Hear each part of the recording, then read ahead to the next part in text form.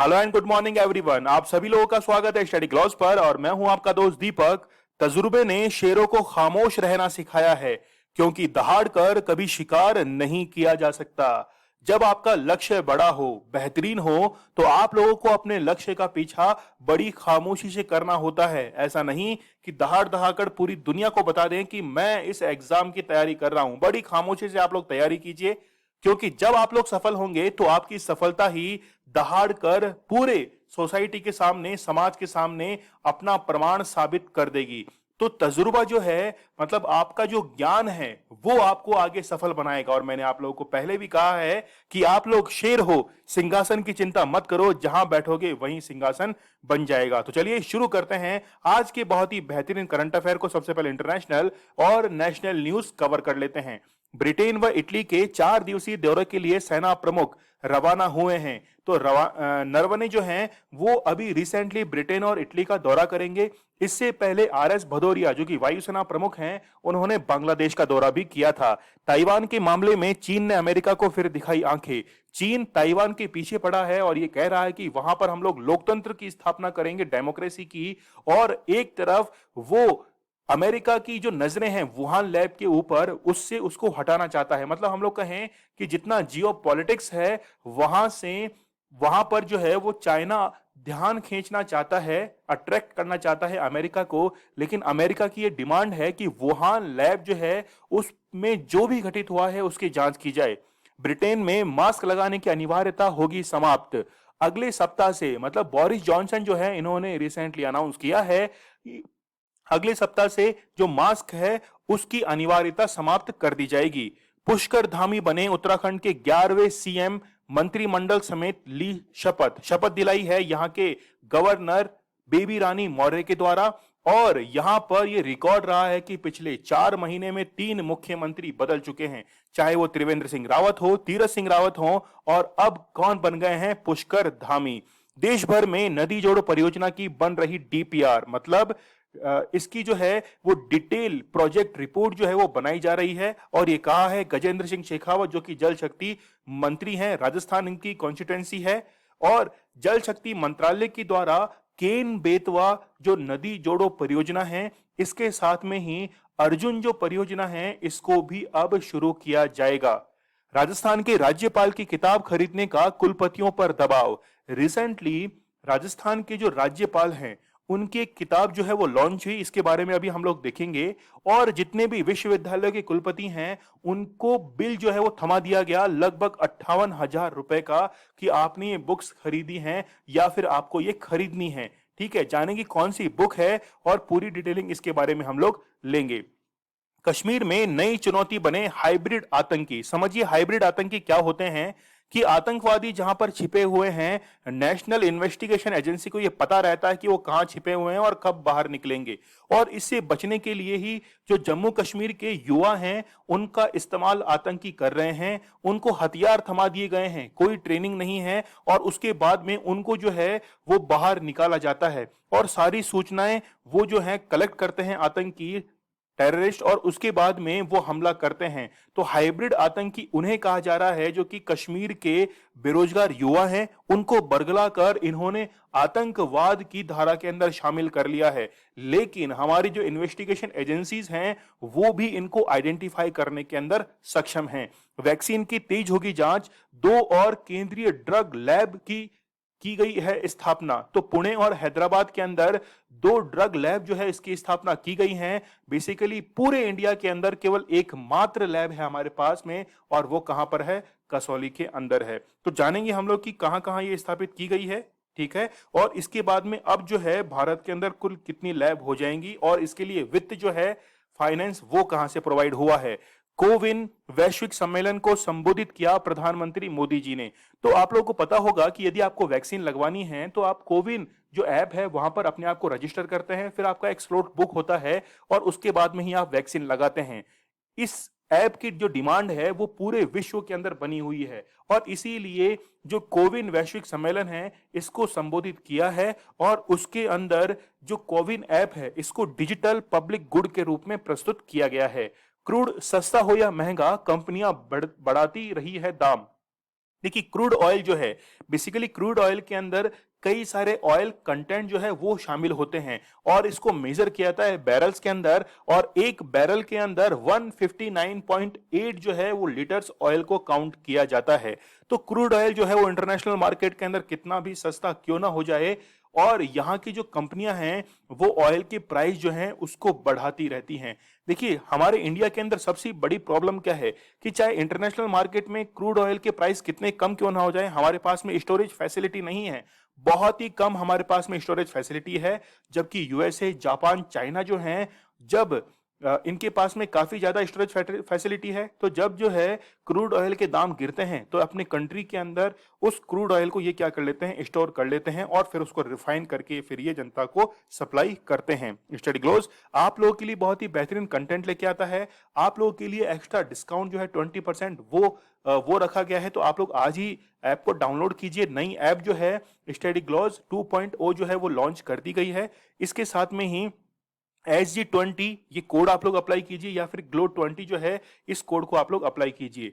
चलिए, आप लोग के लिए यूपीएससी सीएससी की कोर्सेज अवेलेबल है, करंट अफेयर के कोर्सेज अवेलेबल है, एनसीईआरटी, पॉलिटी, हिस्ट्री, ज्योग्राफी, इसके साथ में आरआरबी, बैंकिंग के जो है वो कोर्स काफी कम दाम में आप लोग के लिए रखे गए हैं। आप लोग मुझे इंस्टा पर फॉलो कर सकते हैं। कोई भी क्वेरी हो या फिर आपका कोई भी सजेशन हो तो आप लोग मुझे मैसेज कर सकते हैं। टेलीग्राम पर आप लोग मुझे जो है वो ज्वाइन कर सकते हैं। यहाँ पर आप लोगों को लेक्चर की पीडीएफ विद आंसर्स मिलेगी। इसके साथ में क्विज जो है वो भी अवेलेबल है आप लोगों के लिए। तो जब भी आप लोग लेक्चर को देखें उसके बाद में उस क्विज को जो है वो आप लोग जरूर अटेम्प्ट करें। इसके साथ में ही संडे को जो है एक टॉप 50 का मैंने एक सीरीज जो थी वो अपलोड की थी, तो उसको भी आप लोग जो है उसकी प्रैक्टिस जरूर कीजिएगा। तो 5 जुलाई की करंट अफेयर को एक बार हम लोग रिवाइज कर लेते हैं। उत्तराखंड के नए मुख्यमंत्री पुष्कर सिंह धामी बनाए गए हैं। 24 अगस्त से शुरू होने वाले टोक्यो पैरा ओलंपिक जो है इसके ध्वजवाहक मरियप्पन थंगावेलु जो है इनको बनाया गया है। भारतीय पहलवान सुमित मलिक पर 2 साल का जो है वो प्रतिबंध लगा दिया गया है डोपिंग के लिए। नौसेना संगोष्ठी जो है मतलब IONS जो है इसका 7वां संस्करण, और इसकी मेजबानी की है किसने, फ्रांस ने। कैबिनेट ने हाल ही में 16 राज्यों के गांवों में ऑप्टिकल फाइबर जो है वो भारत नेट परियोजना के तहत बिछाएगी और इसको मंजूरी दी गई है। पाकिस्तान के किस शहर में हाल ही में विश्व का सबसे अधिक तापमान दर्ज किया गया है, तो वो है जैकोबाबाद। निम्न में से किस देश ने हाल ही में राइट टू रिपेयर जो है कानून लागू कर दिया है, तो वो है ब्रिटेन। भारत के पहले स्वदेशी ड्रोन रक्षा गुंबद इंद्रजाल जो है इसका निर्माण किसने किया है, ग्रीन रोबोटिक्स के द्वारा किया गया है। जंपिंग स्पाइडर प्रजाति जो है इसका नाम रखा गया है तुकाराम ओम्बले के नाम पर, और नाम क्या है, आइशियस तुकारामी। निम्न में से कौन सा राज्य सर्वाधिक एफडीआई प्राप्त करने वाला राज्य बन गया है, तो वो है कर्नाटक। ताल ज्वालामुखी जो है वो कहां स्थित है, फिलीपींस के अंदर, और ये रिसेंटली क्या हुआ है, एक्टिव हुआ है। हाल ही में 400 मीटर बाधा दौड़ मतलब स्टेपल जो चीज होती है इसके अंदर क्वालिफाई करने वाले पहले भारतीय बन गए कौन, MP जाबिर। हाल ही में किस राज्य में ब्लैक बेलिड कोरल स्नैक की खोज की गई है, तो वो कहां पर है, उत्तराखंड के अंदर। देवधर ट्रॉफी, ईरानी ट्रॉफी और दिलीप ट्रॉफी को अभी स्थगित कर दिया गया है और इसका संबंध किससे है, क्रिकेट से है। कोलंबो बंदरगाह के नजदीक जहाजों को दुर्घटना से बचाने के लिए भारत सरकार के द्वारा कौन से जहाज को तैनात किया गया है, तो वो है INS सर्वेक्षक को तैनात किया गया है। रेबीज से मुक्त होने वाला, ये हमारा कल का स्टडी ग्लोस क्वेश्चन था। यहाँ पे डेट जो है वो 5 जुलाई की है। रेबीज से मुक्त होने वाला पहला देश का पहला राज्य कौन सा बन गया है, तो वो है गोवा राज्य बन गया है। ठीक है, तो गोवा राज्य किस चीज में पहला नंबर है, देखिए 2024 तक हर घर जो है वो नल से जल पहुंचाना है, उसमें भी गोवा जो है वो फर्स्ट पोजीशन पर है। गोवा ही वो पहला स्टेट है जहां पर आर्टिकल 44 जो है मतलब समान नागरिक संहिता कॉमन सिविल कोड लागू होता है। 6 जुलाई के बहुत ही बेहतरीन करंट अफेयर अब हम लोग शुरू करते हैं। हाल ही में टोक्यो ओलंपिक के लिए किन 2 खिलाड़ियों को ध्वजवाहक जो है वो बनाया गया है, देखिए यहाँ पर 2 खिलाड़ी हैं, एक तो कौन है, MC मैरीकॉम हैं और दूसरे हैं मनप्रीत सिंह। MC मैरीकॉम तो बॉक्सिंग करती हैं और मनप्रीत सिंह जो हैं वो क्या खेलते हैं, हॉकी खेलते हैं। तो दोनों को क्या बनाया गया है, ध्वजवाहक, यहाँ पर फ्लैग बेरर इनको बनाया गया है। ठीक है, देखिए पैरा ओलंपिक जो है, पैरा ओलंपिक के लिए किनको बनाया गया था, मरियप्पन थंगावेलु को बनाया गया पैरा ओलंपिक के लिए। और पैरा ओलंपिक कब से शुरू हुए थे, यानी कब से शुरू होंगे, 24 अगस्त से लेकर 5 सितंबर तक। जबकि जनरल ओलंपिक जो हैं वो 23 जुलाई से तो शुरू होंगे और खत्म कब होंगे, 8 अगस्त को। ठीक है, 8 अगस्त को ये समाप्त होंगे। यहां पर देखिए कि पैरा ओलंपिक के लिए तो बनाया गया मरियप्पन थंगावेलु को, मैरी कॉम जो है, एमसी मैरी कॉम, इनकी एक ऑटोबायोग्राफी है जिसका नाम क्या है, अनब्रेकेबल। अनब्रेकेबल जो है इनकी ऑटोबायोग्राफी है और मणिपुर राज्य से इनका संबंध है। मणिपुर राज्य से, मणिपुर राज्य के अंदर भारत का एकमात्र तैरता हुआ नेशनल पार्क है, फ्लोटिंग नेशनल पार्क है, जिसका नाम क्या है, केबुल लामजाओ। केबुल लामजाओ जो है इस नेशनल पार्क का नाम है, ठीक है, केबुल लामजाओ। और ये किस झील पर बना हुआ है, यह है लोकटक झील पर, याद रहेगा, ये लोकटक झील पर जो है ये नेशनल पार्क स्थित है। देखिए, खेलों के जो जनक हैं, मतलब हम लोग कहें कि जो पैरा ओलंपिक होते हैं, पैरा ओलंपिक के जो जनक हैं वो माना जाता है कि इनको सर लुडविंग गुटमैन, ठीक है। और रिसेंटली आपको पता होगा कि गूगल के द्वारा डूडल बनाया गया है, गूगल के द्वारा इनके ऊपर एक डूडल जो है वो भी बनाया गया। तो पैरा ओलंपिक के जो इन्वेंटर हैं वो कौन है, सर लुडविंग गुटमैन इन्वेंटर हैं।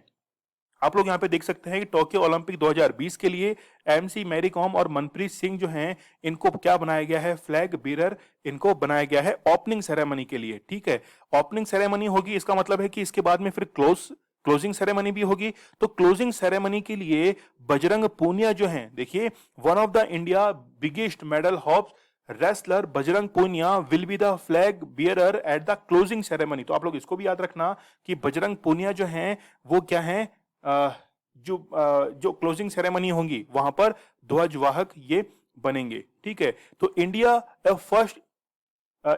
First India is having two flag bearer, one male and one female, ठीक है। तो मेल और फीमेल जो हैं वो टू फ्लैग बेरर्स हमारे पास में हैं।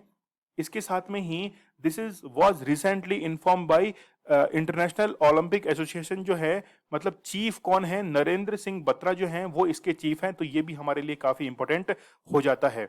आपको पता होगा कि 2016 के अंदर रियो ओलंपिक्स हुए थे और रियो ओलंपिक्स के अंदर अभिनव बिंद्रा जो हैं इन्होंने क्या जीता था, गोल्ड मेडल भी जीता था निशानेबाजी के अंदर।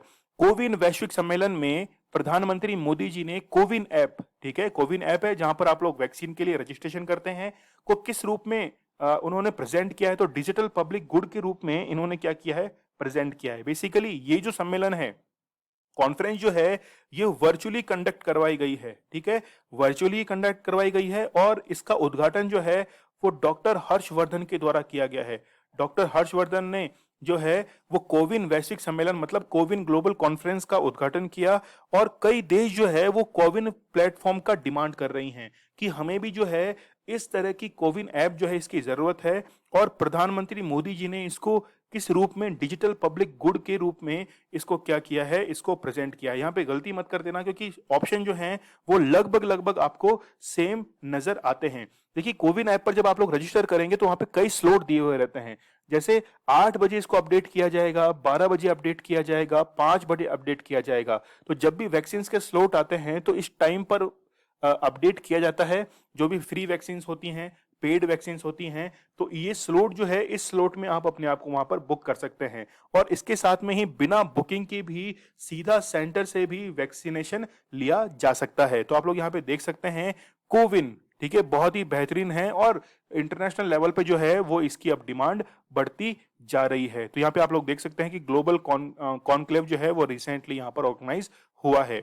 भारत की एकमात्र सेंट्रल ड्रग लेबोरेटरी के बाद 2 अन्य लेबोरेटरी कहां स्थापित की जाएगी, तो पहली कौन सी है, यानी कि एकमात्र तो कौन सी है, तो वो है कसौली के अंदर, ठीक है, वो तो है कसौली के अंदर। और इसके बाद 2 जो है वो कहां पर स्थापित की जाएगी, हैदराबाद और पुणे के अंदर इनकी स्थापना की जाएगी। तो हम लोग कहेंगे कि टोटल अब कितनी हो जाएंगी, टोटल अब 3 हो जाएंगी। तो क्या अब तक केवल एक ही लेबोरेटरी काम कर रही थी? बिल्कुल एक ही लेबोरेटरी काम कर रही थी। और इसका नाम क्या था, यानी इसका काम क्या था, ये जो एक लेबोरेटरी काम कर रही थी इसका काम क्या था कि जितनी भी वैक्सीन बनाई जा रही हैं, देखिए, जितनी भी वैक्सीन बनाई जा रही हैं उनका एक्सपेरिमेंट जो है वो तो इंसानों के ऊपर ही होता है, ठीक है। तो जब भी वैक्सीन बन जाएगी तो वैक्सीन जारी करने से पहले उस वैक्सीन को टेस्ट किया जाता है इस लैब के द्वारा, और टेस्ट करने के बाद उसको सर्टिफाइड किया जाता है। तो ये टेस्ट करना और सर्टिफाइड करना, ये 2 काम किसके हैं, इस लेबोरेटरी के रहते हैं। लेकिन अब जो है वो 2 लेबोरेटरीज और बनाई जाएंगी, हैदराबाद के अंदर और पुणे के अंदर। और बेसिकली इनका नाम भी है, यहां हम लोग देख सकते हैं कि government setups 2 more central drug laboratories at Pune and Hyderabad for Covid vaccine testing. ठीक है, तो यहाँ पे आप लोग नाम भी इनके देख सकते हैं। एक जो है जो पुणे के अंदर स्थित है उसका नाम है institute institutes national central for sale science. ठीक है, एनसीसीएस इसका पूरा नाम है, पुणे के अंदर स्थित है। और दूसरी कौन सी है, National Institute of Animal Biotechnology NIAB, Hyderabad के अंदर। तो दोनों जो हैं वो पुणे और हैदराबाद के अंदर स्थापित की जाएंगी। निमित्त मात्र हूं मैं, यह किस राज्यपाल की ऑटोबायोग्राफी है?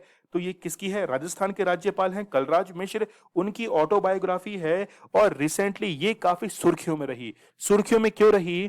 कि देखिए, राज्यपाल जो होते हैं, गवर्नर गवर्नर वो तो क्या होते हैं, कुलाधिपति होते हैं, चांसलर्स होते हैं। जितने भी यूनिवर्सिटीज होते हैं उनके सबके वाइस चांसलर जो हैं वो कौन होते हैं? गवर्नर रहते हैं।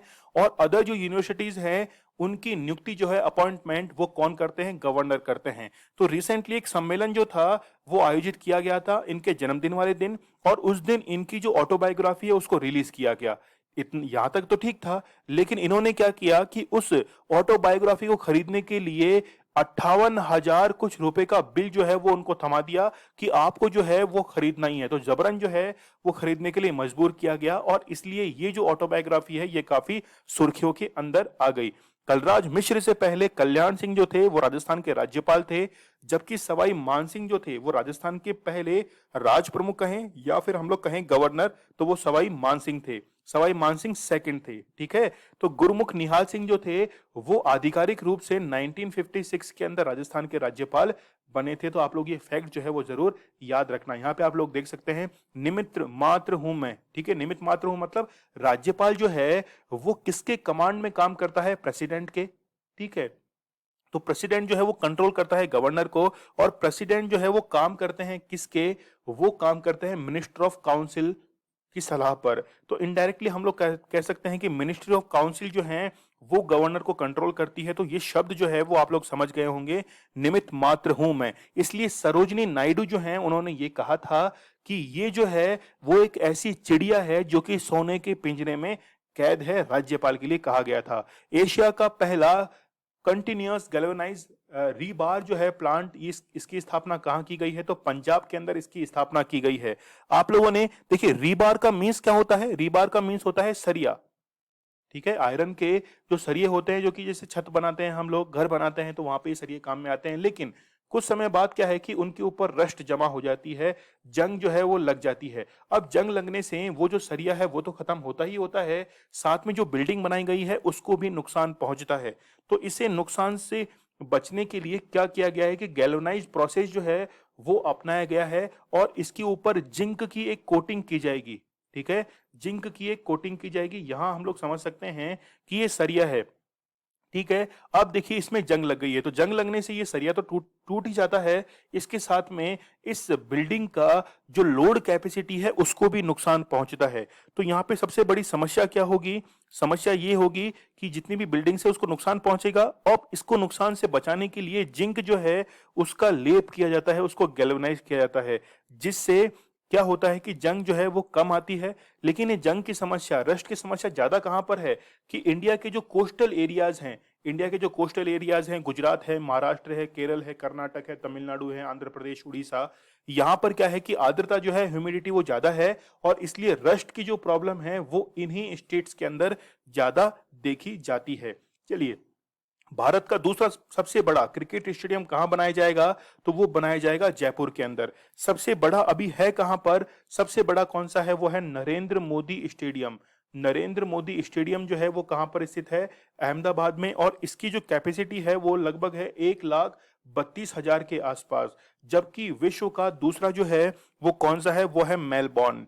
मेलबोर्न जो है वो दूसरा सबसे बड़ा क्रिकेट स्टेडियम है, और इसकी जो कैपेसिटी है वो लगभग कितनी है? 1 लाख के आसपास कैपेसिटी है। लेकिन अब ये बताया जा रहा है कि जयपुर के अंदर जो है वो दूसरा सबसे बड़ा स्टेडियम बनेगा, और इसकी कैपेसिटी लगभग 1.25 लाख के आसपास बैठने की कैपेसिटी होगी।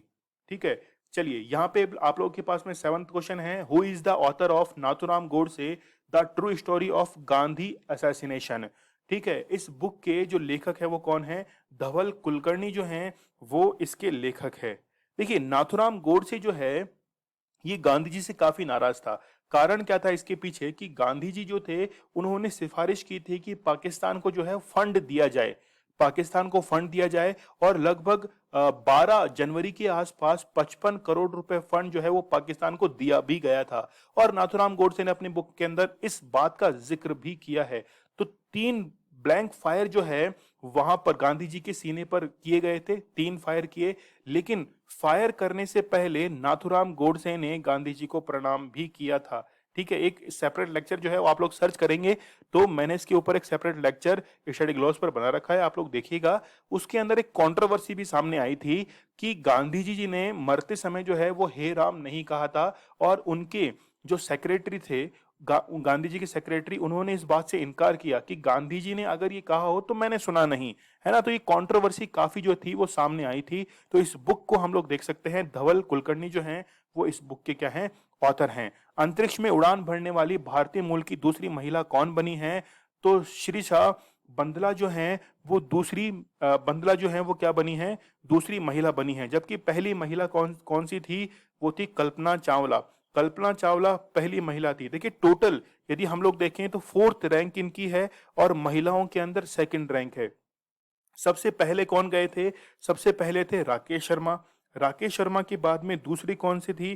फिर वो थी सुनीता विलियम्स। सुनीता विलियम्स के बाद में फिर कल्पना चावला, और फिर 4th पे कौन है? शिरीषा बंदला जो हैं ये बनी है। इनका संबंध कौन से स्टेट से है? तो आंध्र प्रदेश से जो है ये संबंध रखती है। इनका जन्म यहीं हुआ था, और उसके बाद में फिर ये कहाँ चली गई थी? यूएसए के अंदर चली गई थी। इनके क्रू मेंबर के अंदर टोटल 5 मेंबर्स इनके अंदर शामिल हैं। ठीक है, और ये उड़ान कब भरेंगी? जिस दिन विश्व जनसंख्या दिवस है, मतलब 11 जुलाई को जो है ये अब उड़ान भरने वाली हैं। माउंट शस्ता ज्वालामुखी किस देश में स्थित है? तो यूएसए के कैलिफोर्निया के अंदर ये माउंट शस्ता ज्वालामुखी है, लेकिन ये रिसेंटली एक्टिव नहीं हुआ है। क्या हुआ है कि इस वॉल्केनो के नजदीक जो है, जो जंगल है, वहां पर आग लग गई है, और आग लगने के कारण काफी ज्यादा मात्रा में वहां पर जीवों को खतरा हुआ है, और इसलिए ये न्यूज के अंदर आया है। ठीक है, तो कल जैसे हमने किया था तो फिलीपींस के अंदर एक हमने किया था, कौन सा? ताल वॉल्केनो। ताल वॉल्केनो जो है वो कहां पर स्थित है? फिलीपींस के अंदर स्थित है। देखिए इंडोनेशिया के अंदर फिलीपींस और जापान जो है ये किसके पार्ट हैं? ये पार्ट हैं रिंग ऑफ फायर के। ये पार्ट हैं रिंग ऑफ फायर के, और रिंग ऑफ फायर में लगभग 70% वॉल्केनोज जो हैं वो काउंट होते हैं, जो कि पैसिफिक ओशियन के एक रिंग का निर्माण करते हैं। देखिए पैसिफिक ओशियन के अंदर क्या होता है कि मान लीजिए ये तो है कौन सी? ये तो है कॉन्टिनेंटल प्लेट, ठीक है, और ये है कौन सी? Oceanic plate. तो ओशनिक प्लेट जो है वो ज्यादा भारी होती है क्योंकि इसकी डेंसिटी जो है वो ज्यादा रहती है, और जब ये दोनों आपस में टकराती है तो ये ओशनिक प्लेट भारी होने के कारण ये नीचे की ओर सबडक्ट हो जाती है। तो नीचे की ओर सबडक्ट होने के बाद अर्थ की जो टेम्परेचर है वो इसको पिघला देता है, और पिघलने के बाद फिर जो है कॉन्टिनेंटल प्लेट पर ज्वालामुखी जो है उसका निर्माण हो जाता है। तो शायद आप लोग समझ गए होंगे कि जहां पर ओशियनिक और कॉन्टिनेंटल प्लेट दोनों आपस में टकराती है वहां वॉल्केनोस का निर्माण ज्यादा होता है, और इसी से ही फिर रिंग ऑफ फायर जो है इस ये निर्मित हुआ है। यहाँ पे आप लोग नॉर्थ अमेरिका का मैप देख सकते हैं। यूएसए जो है, यूएसए और अलास्का, तो ये पूरा मिलकर टोटल यूएसए के अंदर 50 जो स्टेट्स हैं। ठीक है, इसीलिए यूएसए के जो फ्लैग हैं उसमें कितने स्टार्स हैं? 50 स्टार्स हैं। देखिए यहां पर ये जो पार्ट है ये क्या है? अलास्का। ये है कौन सा? अलास्का। यो और ये अलास्का जो है ये स्टार्टिंग में रशिया का पार्ट था, लेकिन रशिया ने जो था वो कुछ पैसे में, यानी कि काफी कम दाम में इसको यूएसए को बेच दिया था, क्योंकि रशिया का वैसे ही एरिया जो है वो काफी ज्यादा है, इसलिए वो अलास्का के ऊपर कमांड नहीं कर पा रहा था, और एक संधि के चलते, ट्रीटी के चलते रशिया ने अलास्का को किसको बेच दिया था? यूएसए को बेच दिया था। ठीक है, चलिए यहां पर देखिए कि नॉर्थ अमेरिका के पश्चिमी किनारे पर एक पर्वत है जिसका नाम है रॉकीज पर्वत। ठीक है, रॉकीज पर्वत, और रॉकीज पर्वत के लेफ्ट टू राइट जो है वो एक हवा चलती है, वार्म जो हवा है वो चलती है, जिसका नाम क्या है? उसका नाम है चिनूक। उसका नाम है चिनूक। और यूएसए के अंदर जो घास के मैदान पाए जाते हैं उनको क्या कहा जाता है?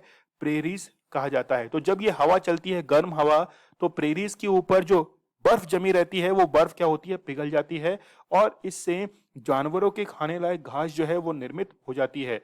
यहां पर आप लोग जो है ये आप देख रहे हैं, ये है कैलिफोर्निया, और कैलिफोर्निया में ही क्या स्थित है, शास्ता ज्वालामुखी जो है ये यहाँ पर स्थित है। ये जो आप लोग देख रहे हैं ये है हवाई आइलैंड, ये है कौन सा, हवाई आइलैंड जो है वो है, और यहाँ पर ही स्थित है होनोलुलु। होनोलुलु यहाँ पर स्थित है। इसी द्वीप से, हवाई द्वीप से जापान के हिरोशिमा और नागासाकी पर बम गिराए गए थे 6 अगस्त 1945 को, जिसका नाम था लिटिल बॉय, और 9 अगस्त 1945 को नागासाकी पर बम गिराया गया था जिसका नाम क्या था, फैट बॉय। ये आप लोग याद रखिएगा। चलिए बढ़े हम लोग आगे। National Institute of mental health and research centre की स्थापना किस राज्य में की गई है, तो रिसेंटली मध्य प्रदेश के अंदर जो है वो की गई है। क्यों की गई है, क्योंकि कोविड 19 के चलते कई जो पेशेंट्स हैं वो इसके देखे गए हैं। देखिए फिजिकली फिटनेस एक अलग बात है, जबकि मेंटल फिटनेस एक अलग ही बात है, क्योंकि मेंटल फिटनेस जो है वो बाहर से नजर नहीं आती है, लोग इसे छिपाते हैं। जैसे मान लीजिए कि आपके पड़ोस में कोई साइकियाट्रिस्ट के पास जाता है, तो फिर उसको सब कहते हैं कि यार हो सकता है कि कोई दिमागी रूप से जो है ये बीमार है, लेकिन ऐसा नहीं होता है। बेसिकली साइकियाट्रिस्ट के पास जाना भी एक अच्छी बात है, क्योंकि मेंटल हेल्थ जो है वो फिजिकल हेल्थ की इक्विवेलेंट ही है, ये हमें समझने की जरूरत है। और इस चीज को समझा किसने है, मध्य प्रदेश ने समझा है, और इसके लिए मेंटल हेल्थ डिपार्टमेंट जो है, इंस्टीट्यूट की स्थापना मध्य प्रदेश के द्वारा की गई है। हाल ही में कालबेलिया नृत्य सुर्खियों में रहा है। यह किस राज्य का नृत्य है, तो राजस्थान का नृत्य है।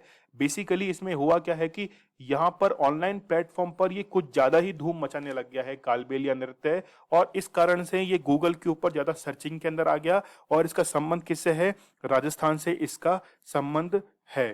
ठीक है, तो यहाँ पर आप लोग देख सकते हैं कि कालबेलिया बेसिकली एक जाति होती है, वही इसको नृत्य करते हैं। जैसे गुलाबो जो है वो इसकी फेमस क्या है, अदाकारा है, वो डांसर हैं इसकी। तो आप लोग देख सकते हैं घूम घूम के जो है वो ये किया जाता है कालबेलिया नृत्य, और इसके अंदर कई विधाएं जो हैं इसके अंदर परफॉर्म की जाती है। जैसे पीछे झुककर जो है, जैसे ग्लास को उठाना है, थाली को उठाना है, तो वो भी इसके अंदर परफॉर्म किए जाते हैं। अफ्रीका में भारतीय सेना की बहादुरी के मिशन की अनकही कहानी किस पुस्तक में लिखी गई है, जो 15 जुलाई को प्रकाशित होगी, तो ऑपरेशन कुकरी जो है इसके अंदर ये सारी बातें लिखी गई हैं। तो बेसिकली एक बुक का नाम है, और इस बुक के लेखक कौन है, देखिए इस बुक के जो लेखक हैं वो हैं मेजर जनरल इनका नाम है राजपाल पूनिया। ठीक है, राजपाल पूनिया।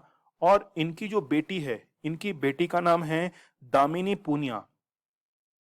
दामिनी पूनिया जो है वो इनकी बेटी का नाम है। तो दोनों ने मिलकर जो है इस बुक को लिखा है, और ये प्रकाशित कब होने वाली है, पब्लिश वो 15 जुलाई को प्रकाशित होने वाली है। क्योंकि 13 जुलाई सन 2000 को क्या हुआ था, 13 जुलाई सन 2000 को अफ्रीका का एक देश है, अफ्रीका का एक देश है, उस देश का नाम क्या है, देखिए बिल्कुल लेफ्ट साइड में है सियरा लियोन। आपको पता होगा सियरा लियोन जो है वहां पर गृह युद्ध हुआ था, और गृह युद्ध के चलते भारतीय सेना के द्वारा अपनी सेना जो है वहां पर भेजी गई थी। और वहां पर जब भेजी गई थी तो एक जो हवलदार है वो भी वहां पर शहीद हो गए थे, जिनका नाम था कृष्ण कुमार। कृष्ण कुमार एकमात्र जो थे शहीद हुए थे, कृष्ण कुमार। और उनको भेजा गया था सियरा लियोन के अंदर, और वहां पर इन्होंने अपनी जान जो थी वो गंवा दी थी। बेसिकली एक पीस कीपिंग फोर्स जो है वो इंडिया के द्वारा वहां पर भेजी गई थी। चलिए यहाँ पे हम लोग जो जो है सियरा लियोन की लोकेशन देख सकते हैं, अफ्रीका के बिल्कुल लेफ्ट साइड में स्थित है, और सियरा लियोन के अंदर ही पीस कीपिंग फोर्स जो है वो इंडिया के द्वारा भेजी गई थी। देखिए अफ्रीका एक ऐसा कॉन्टिनेंट है जिससे Tropic of Cancer, equator line, Tropic of Capricorn, इसके साथ में ही ग्रीनविच लाइन जो है वो यहाँ से गुजरती है। तो चारों लाइन जो है वो यहाँ से पास होती है। हाल ही में शिक्षा मंत्रालय के द्वारा NIPUN मिशन को लॉन्च किया गया है, और ये इस मिशन का लक्ष्य कब तक है, तो 2026 तक इस मिशन का लक्ष्य है। NIPUN की फुल फॉर्म क्या है, national initiative for proficiency in reading with understanding and numeracy. तो न्यूमेरिकल जितनी भी वैल्यूज होती है, हम लोग कहें कि अंक गणित जो होती है, मैथमेटिक्स जो होती है, उसमें कैपेसिटी बढ़ाने के लिए बच्चों के लिए NIPUN मिशन जो है वो रिसेंटली एजुकेशन मिनिस्ट्री के द्वारा लॉन्च किया गया है, और 2026 तक इस क्षमता को विकसित करना है। ठीक है, याद रखना काफी इंपॉर्टेंट है। यहाँ पे आप लोग देख सकते हैं कि रमेश पोखरियाल निशंक जो हैं इनके द्वारा इसे लॉन्च किया गया है, और यहाँ पे NIPUN भारत जो है इसकी फुल फॉर्म भी आप लोग देख सकते हैं, national initiative for proficiency in reading with understanding and numeracy. ठीक है, तो काफी इंपॉर्टेंट है, इसको आप लोग याद रखिएगा। कैप्टन गुरजिंदर सिंह युद्ध स्मारक की स्थापना कहाँ की गई है? तो गुलमर्ग के अंदर इसकी स्थापना की गई है। कैप्टन गुरजिंदर सिंह कौन थे? आप लोग को पता है कि 1999 के अंदर कारगिल वॉर जो था वो हमने लड़ा था, ठीक है, एलएसी उसके ऊपर, एलओसी के ऊपर। अब जो है गुलमर्ग के अंदर इनकी स्मारक जो है इसको स्थापित किया गया है। और 1999 के अंदर ही एक ऑपरेशन जो है, ऑपरेशन बिरसा मुंडा, ऑपरेशन बिरसा मुंडा जो है ये चलाया गया था, और उसी ऑपरेशन के तहत जो है ये शहीद भी हो गए थे। और ये ऑपरेशन जो था वो पाकिस्तान के खिलाफ चलाया गया था, पाकिस्तान के खिलाफ चलाया गया था, क्योंकि आपको पता हो कि 1999 के अंदर कारगिल वॉर हुआ था। बेसिकली कारगिल वॉर हुआ क्यों था? क्योंकि जो टाइगर हिल है, जो टाइगर हिल है, कारगिल है, वहां पर क्या हुआ था कि पाकिस्तान ने और इंडिया ने ये समझौता किया था कि दोनों देशों की सेनाएं जो हैं वो नीचे उतर जाएंगी। लेकिन इस समझौते के कुछ समय बाद ही पाकिस्तान की सेनाएं जो थी उन्होंने यहाँ पर पोस्ट पर कब्जा कर लिया, और इस बात से इंडिया जो था वो नाराज हुआ, और दोनों देशों के बीच में क्या छिड़ गया था? युद्ध छिड़ गया था, और भारत जो था वो इसमें विनर साबित हो गया था, और पाकिस्तान को मुंह की खानी पड़ी थी। और मरणोपरांत जो है इनको महावीर चक्र जो है उससे भी सम्मानित किया गया था। तो आप लोग देख सकते हैं, war memorial of captain who died during 1999 operation Birsa Munda. तो यहाँ पर जो है वो गुलमर्ग के अंदर इसको स्थापित किया गया है। ये आज आप लोगों के लिए स्टडी ग्लोस क्वेश्चन है कि ये बुक जो है इसके राइटर कौन है। ठीक है, मुझे आप लोग कमेंट सेक्शन में इस बुक के राइटर का नाम जरूर बताना। इसके साथ में ही बीच में मैंने जो क्वेश्चन पूछे हैं उनका आंसर भी आप लोग मुझे दीजिएगा। आप लोग मुझे इंस्टा पर फॉलो कर सकते हैं, आपकी जो भी क्वेरीज हो वो मुझे पूछ सकते हैं। इसके साथ में जो भी आपका फीडबैक हो वो मुझे बताइए कि सर ये जो करंट अफेयर का सेशन आप लोगों को कैसा लग रहा है। ठीक है, इसके साथ में आपका कोई सजेशन हो तो वो भी मुझे बताइएगा। टेलीग्राम के ऊपर आप लोग को क्विज जो है वो अवेलेबल होगा, तो जो भी क्वेश्चन मैंने कराए हैं वहां पर जाकर आप लोग प्रैक्टिस भी कर सकते हैं, और लेक्चर की पीडीएफ विद आंसर जो है वो आप लोगों के लिए अवेलेबल रहेगी। स्टडी ग्लोज आप लोगों के लिए बहुत ही बेहतरीन कंटेंट लेके आता है। नॉलेज इज पावर, ये हमारी टैगलाइन है, तो आप लोग चैनल को सब्सक्राइब करना मत भूलिएगा। चलिए कल मिलते हैं हम लोग बहुत ही बेहतरीन करंट अफेयर के साथ, तब तक के लिए धन्यवाद, थैंक यू।